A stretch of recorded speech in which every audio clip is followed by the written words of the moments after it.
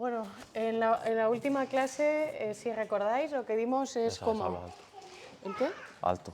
Ah, en la anterior clase, si recordáis, lo que vimos es, pues el autor lo que hace es una comparativa entre las sociedades, cómo era la sociedad del pacto y cómo es la sociedad en la ley del mundo, ¿vale? Entonces, ahora mismo nos vamos a introducir a examinar en 4 documentos fácilmente identificables, los cuales se encuentran en el Pentateuco. Siguiente.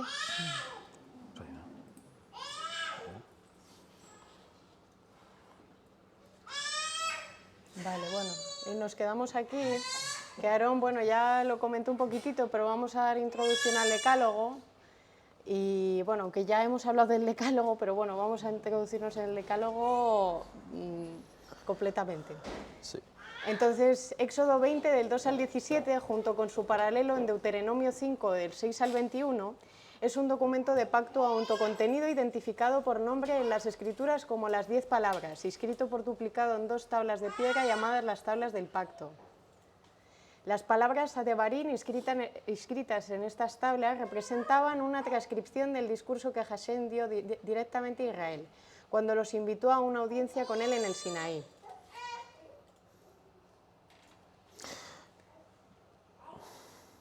Bueno, pues sí, como estuvimos comentando en la clase anterior, realmente nos quedamos, yo creo que en la siguiente nos quedamos.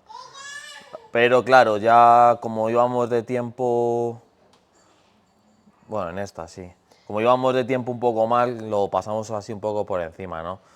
Que bueno, tampoco es que tuviera mucho que decir. Son detalles técnicos otra vez de lo que estábamos hablando, que nos quedamos en relación a cómo habría que tener una mejor comprensión de lo que es el decálogo, de lo que son los 10 mandamientos, en la mente, más que nada. A ver, es que lo vamos a volver a repetir, que se tiene que entender bien. No queremos decir, porque eso hay que ver, no queremos decir tampoco de que no son mandamientos, porque lo son. O sea, el autor tampoco está negando eso. Lo que pasa es que lo que estábamos comentando en la anterior clase, y vamos a seguir un pelín más este hilo, es que es mejor tener en la mente una positividad en cuanto a lo que significa mandamiento, porque negativamente mandamiento, así es como lo entiende la mente humana. La mente humana entiende mandamiento como algo que no apetece, ¿sabes lo que te quiero decir? ¿No? Que es una carga, que no apetece, que lo haces obligado. Entiendo que eso es lo que este autor quiere enfocar. Y realmente, bíblicamente, obvio, es así, ¿no? Porque claro, la palabra en la Biblia no se refiere a esto, como estuvimos viendo, en que son mandamientos. Realmente se está refiriendo a ellos como si fuera un principio que te tendría que nacer a ti hacerlo por agradar a Dios que te acaba de salvar. Entonces, claro, no es lo mismo verlo así que verlo como un mandamiento seco, sin más. O sea, el contexto siempre hay algo que viene antes, y todo tiene un sentido. Entonces, estamos hablando de pacto. Entonces, eso es el hilo que vamos a seguir con él. Sí, de hecho, a mí me hacía recordar todo esto que comentaron, que hay un famoso conferencista que se llama John Lennox, que alguno lo conoce, creo que Enrique le conoce bien, que comenta que ve un poco así el rechazo hacia Dios hoy en día, ¿no? Hacia el cristianismo, que las personas ven los mandamientos como, yo no sé si será influencia del catolicismo, no me meto ahí porque no tengo ni idea, pero como que la gente ve los mandamientos como una losa muy pesada para poder cumplirlos, ¿no? Y de hecho eso lo relacionan de tal modo que si eso no lo cumplen, Dios no les ama, ¿no? Entonces, cuando realmente Dios algo que vino a demostrar es que vino a traer a Jesús sabiendo que por amor iba a morir por nosotros, ¿no? Igual realmente ese principio choca por completo con esa manera de ver que ellos tienen, ¿no? Entonces, bueno, me recordaba eso. Mira, en las siguientes diapositivas y en algunas notas que tengo va a ir quedando como cada vez más claro, porque hay diferentes partes. Mira, a mí me gustan estas notas porque, bueno, aunque todos sabemos lo que es un pacto, pero como que a mí me enriquece siempre ver definiciones y porque te va quedando más claro y va retroalimentando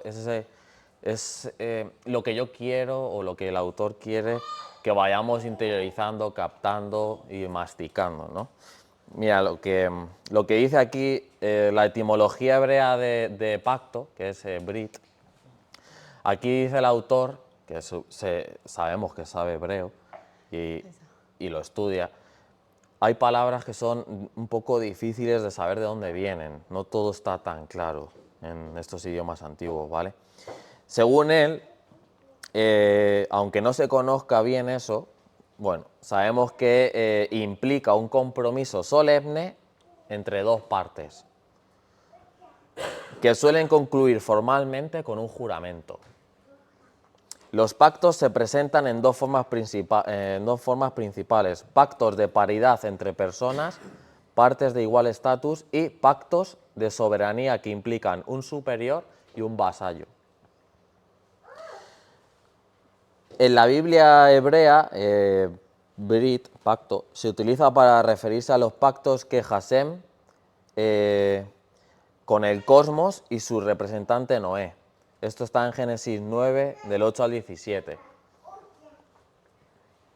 A los pactos de Hashem con el cosmos. Mirad ese contexto, me pareció buenísimo.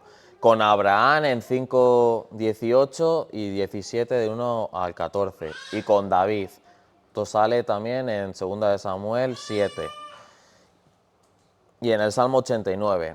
También se utiliza en referencia a la relación que Hashem estableció con Israel en el Sinaí, que aquí es donde estamos. Pero tenemos que leer la diapositiva antes. Bueno, es que como ya la leímos... No, bueno. falta esta.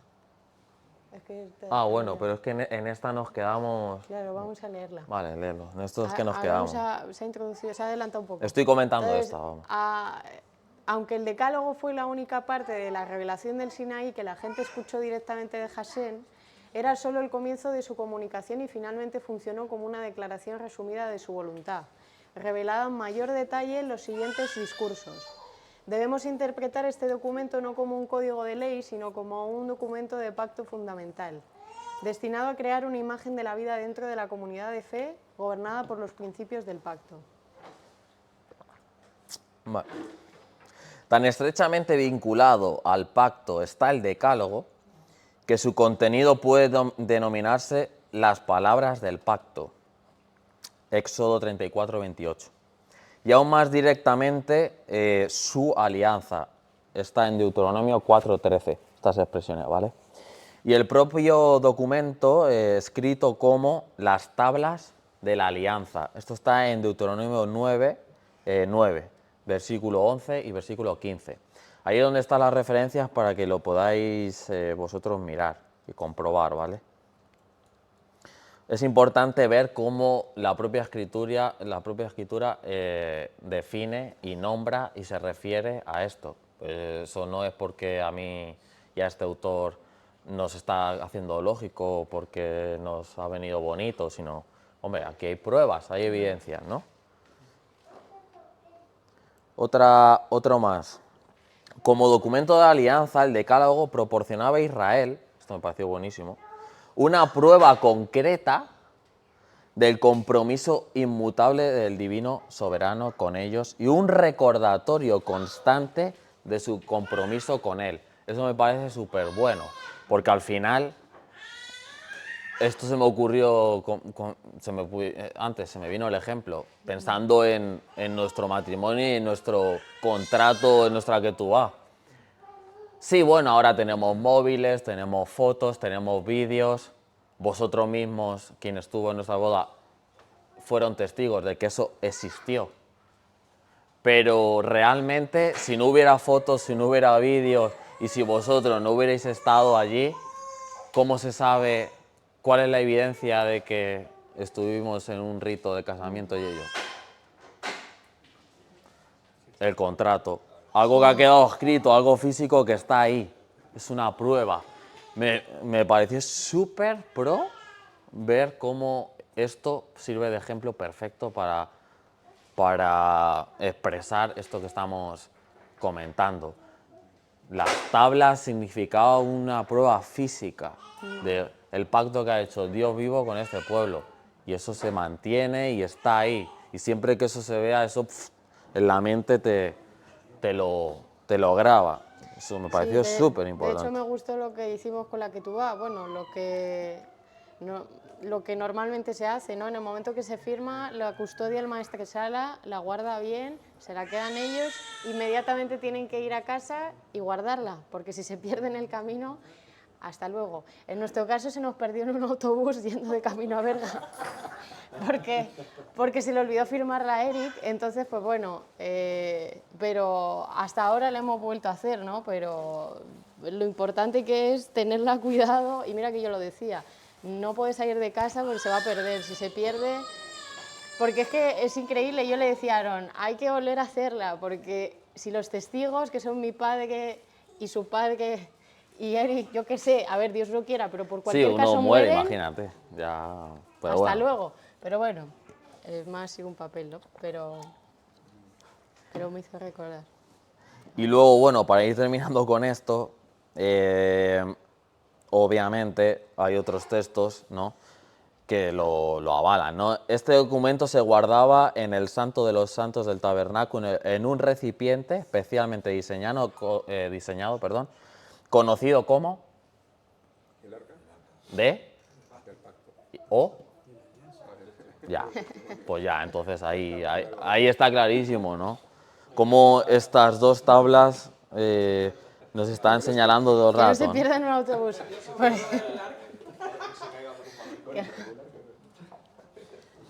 Luego, este autor, me gustó esto ya es para los que nos gusta un poco zascandilear más en palabras y en asociaciones. Luego este autor ha visto cómo la palabra edut, que es testimonio, que es la que se usa en estos versículos para las tablas del testimonio, parece ser que es bastante sinónimo con Brit, sinónimo de Brit, de pacto. Y por lo visto hay una palabra acadia, que es ade, no sé cómo se pronuncia bien, que es para pacto, tratamiento y juramento de lealtad. Dice que son muy parecidas. Realmente es una palabra vecina y que refuerzan la interpretación de cómo edut, testimonio, aquí tiene más la connotación como pacto. Entonces eso también me parece un detalle bueno para reforzar la idea, ¿no? Ahora sí, pasamos a la siguiente. Contrario a las reproducciones visuales populares del Decálogo, este documento no comienza con un mandamiento. No tendrás otros dioses además de mí, sino con el Evangelio. Como en otros documentos antiguos del Cercano Oriente, el preámbulo, Éxodo 22, Deuteronomio 5:6, cumple dos propósitos. 1. Primero, identifica al divino soberano por su nombre y su relación con Israel. Yo soy Hashem, tu Dios. Esta afirmación refuerza la idea de que los pactos se basan en relaciones personales. 2. Segundo, el preámbulo resume la historia de esta relación hasta este punto. ¿Quién te sacó de la tierra de Egipto, de la casa de la esclavitud? Y bueno, Sí, perdón. quédate. No, tú no. Sí, no, que se quede la diapositiva. No, claro, pero di que sí, comenta lo que tienes. Que, bueno, la parte la de que esta afirmación refuerza la idea de que los pactos se basan en relaciones personales, me hizo pensar mucho cómo si no tienes una relación personal con Dios, no puedes cumplir los mandamientos, ¿no? Por más que tú te aferres si Dios no te ha llamado a conocerle, no ha tenido una relación personal contigo, no puedes cumplirlo. Y a mí esto me hizo pensar, pero bueno, creo que lo voy a leer más adelante porque cuadra Bueno, hay un versículo, pero es que creo que cuadra un poquito más en la siguiente. Bueno, lo voy a leer más adelante. Bueno, aquí el autor, para una nota extra, compara, o sea, la forma de preámbulo existe en otros tratados de otras culturas. Los hititas tenían un documento parecido. Y este autor me gusta cómo asocia que el preámbulo es igual, o sea, parecido. La esencia es igual de lo que acabamos de leer en esta diapositiva, de que el primer punto del preámbulo es que se identifica al soberano, al Dios que tienes o al que vas a seguir, y su relación con él. Y el segundo punto es lo que este Dios ha hecho. Me gusta porque aquí el autor te contrasta el hitita, el preámbulo hitita y el de los israelitas, que es este que acabamos, que es lo que sabemos. Yo soy tu Dios, te he liberado de Egipto, te he salvado, te he liberado, ¿no? En el hitita es un poco violento y es un poco como yo soy tu Dios porque te he conquistado, te he aplastado, vasallo, y ahora me obedeces. Te lo contrasta así. Lo estoy parafraseando porque no quiero perderme aquí leyendo. Tengo aquí las notas. Me pareció bastante bueno ese contraste que hace, porque, como le digo a mi esposa, me gusta leer esto porque le da como más grandeza a la bondad de Dios, porque aunque veamos que en el Antiguo Oriente hay cosas que las culturas comparten, siempre el Dios de Israel como que destaca más, como que es más especial, y aunque se parejan las cosas, siempre te termina dando un matiz que es mucho más benigno, ¿no? Y eso lo hace más grande, claro, obviamente.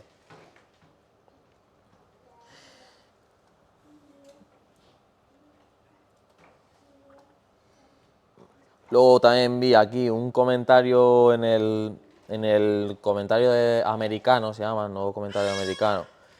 Me gustó este análisis que hacen, que dice: por haber rescatado a Israel de la esclavitud en Egipto, Hasem tenía un derecho sobre su propio pueblo elegido.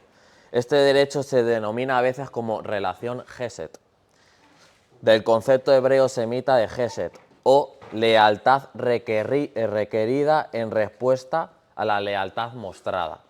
Estas definiciones me gustan bastante porque ayudan a entender lo que es el pacto y qué respuesta, ¿no?, tiene que tener el pueblo. Los antiguos israelitas semitas creían, con mucha razón, que si la persona A había rescatado o ayudado voluntariamente a la persona B, entonces la persona B tenía una obligación moral verdadera y duradera hacia la persona A. Uno no podía simplemente ignorar el bien significativo hecho en su propio nombre por otro. El hacer ese bien creaba una relación ineludible de lealtad hacia el benefactor de uno, una especie de gratitud permanente escrita en grande. Lo que Yahvé había hecho por Israel era realmente extraordinario, sobre todo por su singularidad. ¿Qué otro Dios había rescatado a todo un pueblo de la esclavitud, sacándolo de la opresión de una superpotencia por medios milagrosos? Si algún pueblo antiguo creyó que existía siquiera un remoto paralelo al éxodo israelita, se desconoce en la literatura existente. Pasamos, siguiente. Esta declaración reseña lo que Hasem ha dicho al comienzo de este procedimiento. Has visto lo que hice a los egipcios, cómo te cargué con alas de águila y te traje a mí. Éxodo 19:4. Este glorioso evangelio prepara el escenario para las estipulaciones que siguen. A pesar de la total ausencia de características cultuales o litúrgicas, el decálogo funciona como un texto de adoración, instruyendo a los israelitas acerca de reverentes actos humanos de sumisión y homenaje ante el soberano divino en respuesta a su amable revelación y de acuerdo con su voluntad. Yo puse aquí: No sé si tú tienes algo. No, pues lo que quería comentar... No, pero es en la siguiente. No, dale. Mi pregunta, y ya lo hemos hablado aquí muchas veces, cuando uno adora, ¿por qué lo hace? Porque de repente se le ha ocurrido, voy a adorar. O sea, porque tú adoras, ¿por qué? Y realmente es porque algo ha pasado antes. O sea, tú no puedes adorar de la nada. Entonces, esto también, para que veáis el preámbulo del decálogo, lo importante que es lo que Dios te está diciendo. O sea, ¿qué es lo natural? Que si alguien te libera y te salva, ¿cuál es tu respuesta natural? Que lo agradezcas. Y si no, es porque querías seguir siendo esclavo. Ya está. O no. A veces queremos seguir siendo esclavos. Entonces, como dice la película de Matrix, en verdad el esclavo quiere seguir siendo esclavo. Pero, claro, los que hemos recibido una liberación espiritual, es normal que le agradezcas, o acaso nosotros no lo hacemos. Entonces, claro, el decálogo realmente es ese testimonio, ¿no? de esa respuesta. Muy general, como vamos a ir viendo, de los 4 documentos que están en la Torá, el decálogo es el de los principios generales, ¿no? Vamos a ir luego viendo, cada vez se va poniendo más detalloso este capítulo. Seguimos, siguiente. De manera significativa, estos principios no están dirigidos al mundo en general, ni son dados a Israel en Egipto como requisitos previos para su rescate. Están dirigidos a personas que ya han sido redimidas y resumen la respuesta adecuada a la maravillosa gracia que han recibido. Como texto de adoración, refleja una visión de la vida notablemente amplia que exige un compromiso vigilante en al menos 4 dimensiones. Esas 4 dimensiones las vamos a ver más adelante, pero es... a ver, lo tengo aquí apuntado, no vaya a ser que lo diga mal. Pero vamos, es un israelita y su Dios. Vale. Es Dios, un israelita en tu casa y un israelita con tu prójimo. Y en últimas, bueno, vamos a leerla más adelante para que se entienda. Pero vamos, esto es lo que quería comentar antes, ¿no? Lo que mencioné de que realmente las personas que no conocen o no han tenido una relación personal con Dios no pueden obedecer sus mandamientos. Pues 1 Juan 2:3 dice: sabemos que hemos llegado a conocer a Dios si obedecemos sus mandamientos. Y continúa: el que afirma, lo conozco, pero no obedece sus mandamientos, es un mentiroso y la verdad no está en él. En cambio, el amor de Dios se manifiesta plenamente en la vida del que obedece su palabra. De este modo sabemos que estamos unidos a Él. El que afirma que permanece en Él debe vivir como Él vivió. Es decir, el que no ha tenido un encuentro personal con Él, no lo ha conocido, no puede obedecer sus mandamientos. Pasamos, siguiente diapositiva. ¿Qué escritura era? Sí, te lo digo, espera. ¿Qué? Es 1 Juan del 2:3. 1 Juan 2:3 al 6.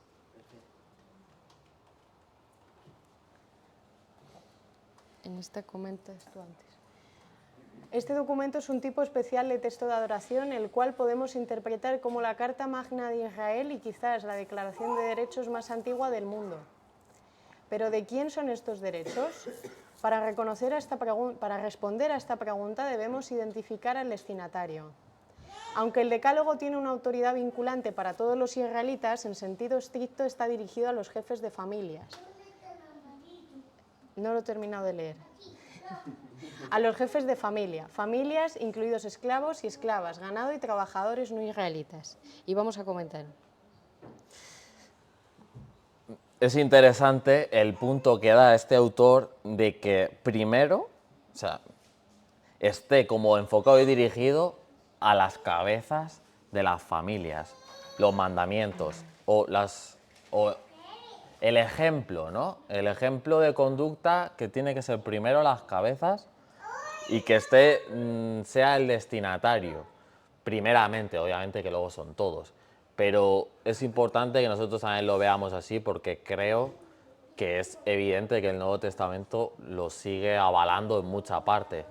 Ya sabemos que lo importante de la familia son las cabezas y el mayor ejemplo tiene que ser primero ahí, ¿no? Aquí este autor comenta que hasta el decálogo parece ser que primeramente está enfocado y tiene sentido porque lo vamos a ir viendo con detalles del por qué, ¿no? ¿Por qué primero si la cabeza es influyente a bien, por consiguiente todos los derivados va a serlo a bien, ¿no?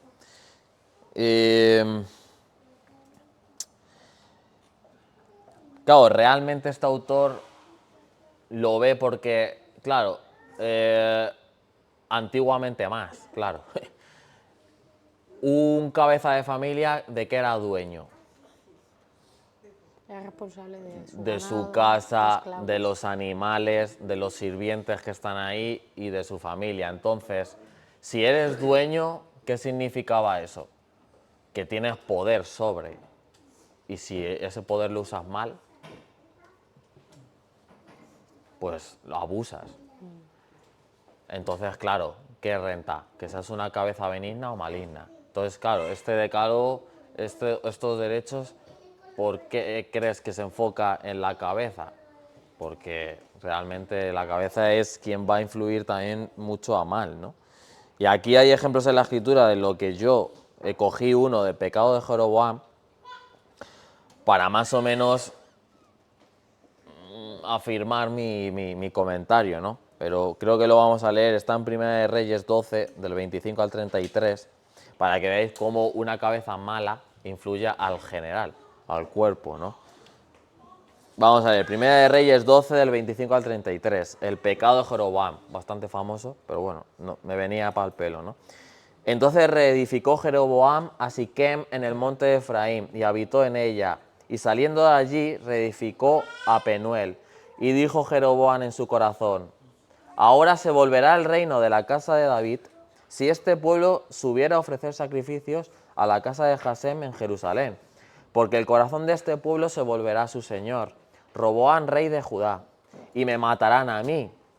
Y se volverán a Roboam, rey de Judá. Y habiendo tenido consejo, este rey, el rey de Israel, hizo el rey 2 becerros de oro y dijo al pueblo: bastante habéis subido a Jerusalén. De allí ya no. Primera de Reyes en el 28. O sea, capítulo 12, pasaje 28. Voy por ahí. He aquí tus dioses, oh Israel, los cuales te hicieron subir de la tierra de Egipto. Y puso uno en Betel y otro en Dan. Un becerro de oro allí. Y esto fue causa de pecado, porque el pueblo iba a adorar delante de uno hasta Dan. E hizo también casas sobre los lugares altos, e hizo sacerdotes de entre el pueblo que no eran hijos de Leví. O sea, bueno, estaba amontonando mucho pecado. Entonces instituyó Jeroboam fiesta solemne en el mes octavo,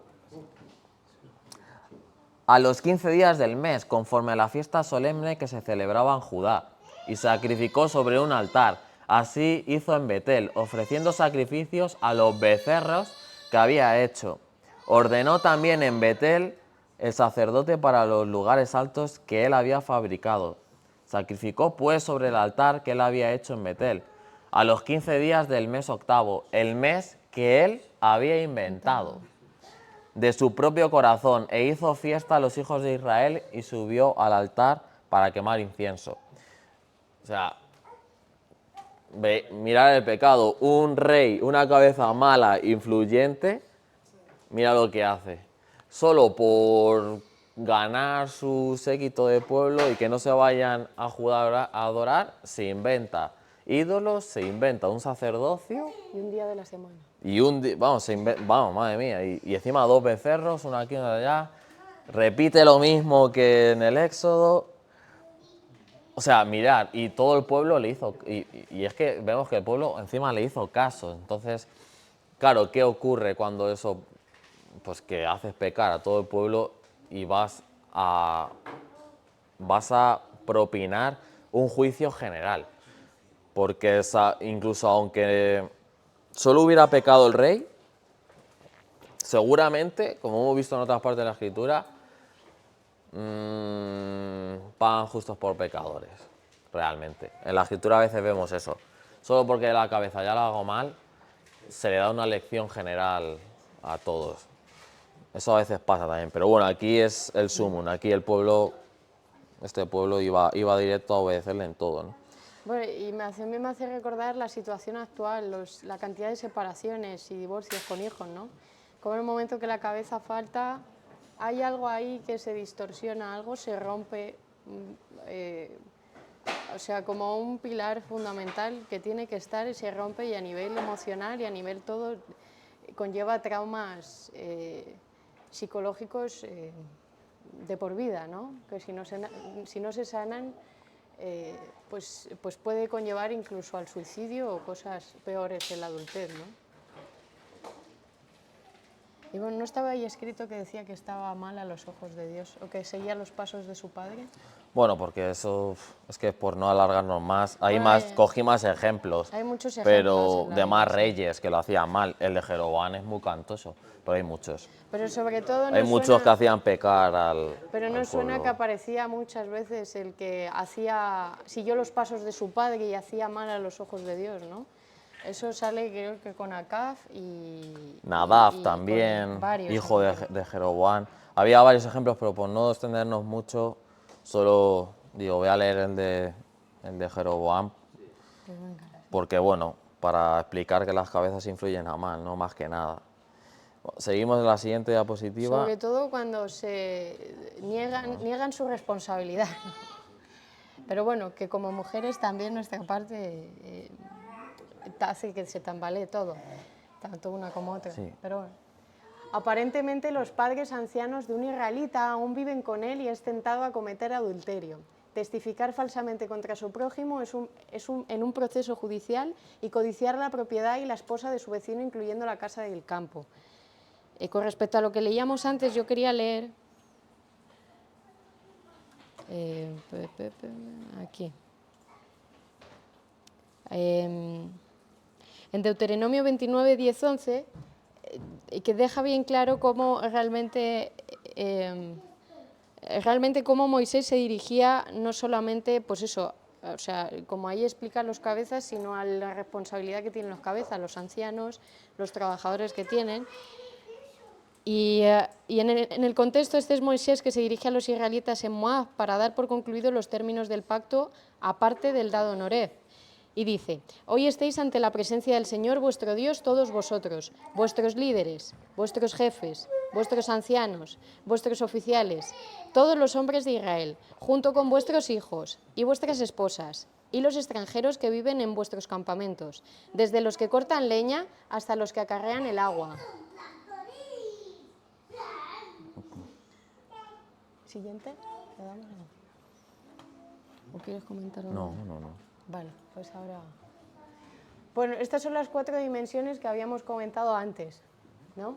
Bueno, que el autor iba a comentar, pero nosotros lo hemos Claro, en adelantado. al menos 4 dimensiones, lo cual merece muchísimo la pena analizar cada mandamiento, al menos no todos, pero sobre todo los que más generan quizá confusión. Y una dimensión es un israelita y su Dios. No tendrás otros dioses delante de mí, no te harás ningún ídolo, ni semejanza alguna de lo que está arriba en el cielo, ni abajo en la tierra, ni en las aguas debajo de la tierra. No los adorarás ni los servirás, porque yo, Hashem, tu Dios, soy Dios celoso, que castigó la iniquidad de los padres sobre los hijos y sobre la tercera y la cuarta generación de los que me aborrecen. Pero que muestro misericordia a millares y a los que me aman y guardan mis mandamientos. Amén. No tomarás en vano el nombre de Hashem tu Dios, porque el Señor no tendrá por inocente a quien tome su nombre en vano. Bueno, con respecto a esta primera columna,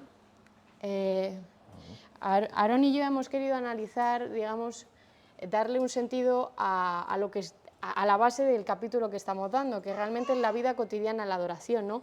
¿Cómo podemos aplicar estos mandamientos a nuestra vida cotidiana?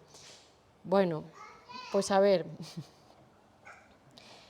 el no tendrás otros dioses delante de mí es una cadena muy larga y bueno, podríamos aplicarlo a muchas cosas, pero no harás la alimentación, la nutrición un ídolo, No harás la gula y la comida un ídolo delante de Dios, es decir, tú no vives para comer, tú comes para vivir. No harás de tu teléfono las redes sociales un ídolo, no harás de la abundancia de querer tener más y más, mejor coche, mejor casa, mejor teléfono, un ídolo. No harás de tu hijo un ídolo y le consentirás todo. Hay que poner límites a lo que nos domina y sabemos nos acaba esclavizando, ¿no? La idolatría sabemos que es algo que te esclaviza y se puede ver en contextos antiguos. La manera de los sacrificios a cómo ofrecían los ídolos antiguamente era una forma de complacerles, ¿no? Si tú tienes a ese ídolo y le quieres complacer constantemente, es una carrera súper agotadora y que te acaba esclavizando.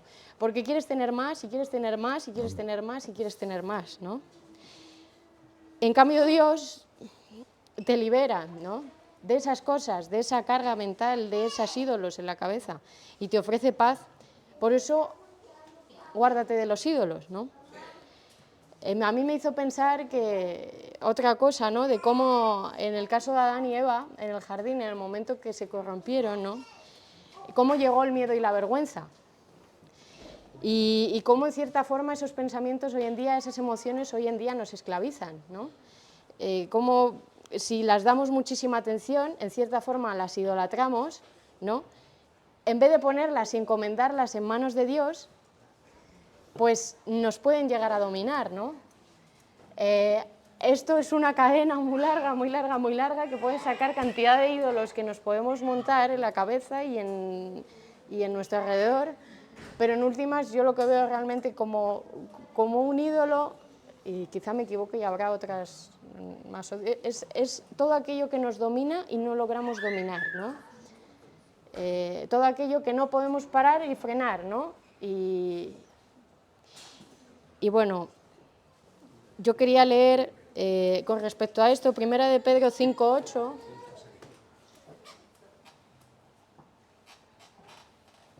Y dice: humíllense pues bajo la poderosa mano de Dios para que Él los exalte a su debido tiempo.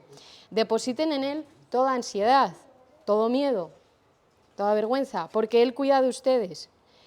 Practiquen el dominio propio y manténganse alerta. Su enemigo, el diablo, ronda como león rugiente buscando a quien devorar, ¿no? Cómo realmente a mí me hacía ver pues cómo cada día tenemos que estar expuestos a dominar todo lo que se nos pasa por la cabeza.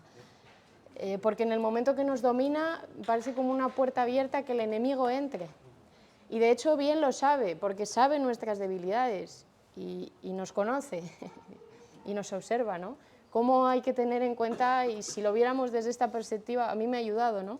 Cómo ver todos esos pensamientos que nos dominan o esas cosas que nos dominan, la comida, doctrinas que nos montamos en la cabeza, los podemos hacer un ídolo, ¿no? Y bueno, ¿quieres comentar algo? O sea, mientras leo, estoy meditando qué comentar, porque hay tanto, tampoco quiero aburrir, El de no tomarás en vano. No pero hay tomarás mucho en que vano. comentar. De hecho, ya en los capítulos anteriores, Dani ya ha comentado cosas que las tenemos que traer a refrescar los recuerdos, porque para ponernos en contexto con los israelitas, su época, sus vecinos, las culturas, cómo entendían los dioses, ellos aprendieron y estuvieron sumergidos en esos entendimientos de cómo los vecinos entendían o cómo adoraban a sus dioses. Obviamente fatal y totalmente mal y muy oscuro todo, ¿no? Acordaros que, por traer algo a la memoria, que todo el mundo tenía muchos dioses, los dioses no eran claros, la voluntad de los dioses medio la tenían que adivinar por prueba y error, siempre estaban en incertidumbre, no sabían cómo aplacar la ira, no sabían por qué su Dios estaba teniendo ira con ellos. Entonces era como a lo loco, hago lo que se me ocurre para complacer a mis dioses. Entonces Dios les está educando a los israelitas y les está haciendo el fuerte contraste todo el rato de que él no es como los demás, no tiene las necesidades que los demás pueblos creían que sus dioses tenían. Acordaros que las culturas del Oriente creían que los dioses necesitaban comer, beber, dormir, abrigarse, dormirlos, acostarlos, que si no lo hacías ellos, acordaros que ellos entendían que la presencia de sus dioses se posaban en las estatuitas, que sin esas estatuitas no se manifestaban, no vivían, ¿no? Entonces Dios les enseña a los israelitas que Él no es así. Él no necesita una estatua de 20 centímetros para manifestarse, para declarar su voluntad. Él no tiene hambre. Entonces todo esto ya lo hemos estado viendo, ya Dani lo explicó, en cómo entendían los paganos, ¿no? La adoración y tal. Entonces es importante que eso también lo tengamos aquí, ¿no? Porque no podemos pensar de que era un mandamiento muy fácil, Sí. que era, lo escuchamos y, vale, sí, y lo ponemos. No, porque ellos habían nacido década tras década viendo que la gente entendía así a Dios, pero este Dios no es así, es todo lo contrario, ¿no? Entonces, este mandamiento de no tendrás otros dioses delante de mí, hay unos análisis súper extensos, muchos comentarios buenos, que te dan muchísimos motivos, pero bueno, esto que acabo yo de decir es un resumen, ¿no? De por qué Dios se tiene que distinguir tanto, cómo es necesario para que su nombre no sea confundido ni asociado a otros poderes, porque se supone que Él tiene que dejar claro que es un poder superior siempre. Siempre, siempre. Para comentar mira, algo que también lo veo importante,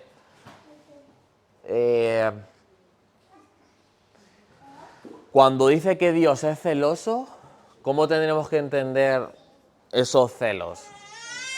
¿Sabéis, según este autor, sabéis cuando aparece la frase soy un Dios celoso, ¿sabéis en dónde aparece? ¿En qué contextos aparecen estas frases? Aparecen siempre en frases en las que se nombran otros dioses y la adoración a otros dioses, o se está comprometiendo la lealtad a su pacto. Ahí es cuando aparece soy un Dios celoso. Esa connotación tiene un sentido más benigno para que entendamos bien en qué Dios se cela, no en cualquier cosa, no en un capricho. No tenemos que ver a Dios así. Se está celando con Israel, que ha hecho un pacto con él, lo ha liberado, lo ha salvado, ha hecho un pacto, y luego de repente los israelitas a la mínima corren a otros dioses, son infieles. Entonces ahí es cuando Dios dice que el pacto no va a ser dejado que se rompa tan fácilmente, ni se va a tolerar, ¿no? Coméntalo de... No te... Vale. Porque ya nos queda. Ya. Luego me gustó el autor Daniel Block en otro libro que tiene, analizando el Deuteronomio, analiza el mandamiento de no usar, y esto me pareció práctico para nuestra vida, no usar el nombre de Dios en vano. Él lo enfoca más en no manchar su fama por medio de un mal testimonio tuyo de tu vida. Eso es usar el nombre de Dios en vano.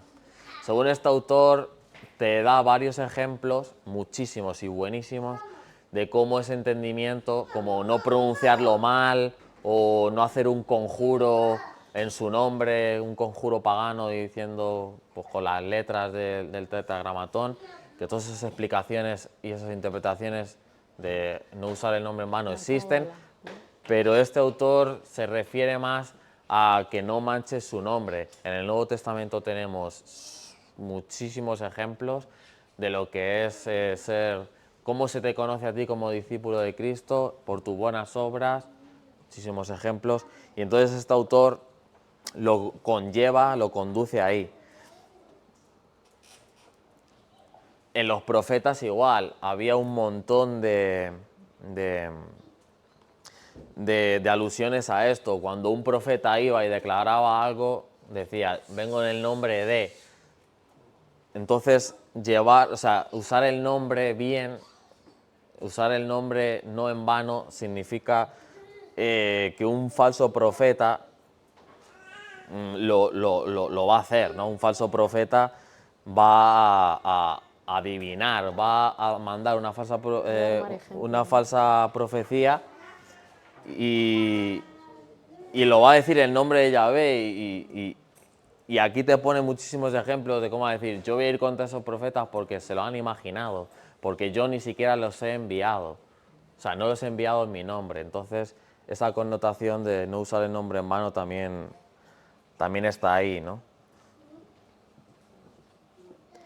Bueno, y lo de que Aaron se ha olvidado decirlo, pero a mí me gustó mucho el ejemplo que Pues él me vamos comentó, mal de tiempo. de que tú trabajas para una empresa y tú llevas el uniforme con el emblema y el logo de tu empresa. Si tú haces un mal trabajo, ¿a quién cae sobre la imagen, no? El peso, sobre la empresa, sobre ti, ¿no? Me gustó muchísimo ese ejemplo. Ese ejemplo también. Como nosotros en cierta forma, y también la diadema que llevaba Aarón, ¿no?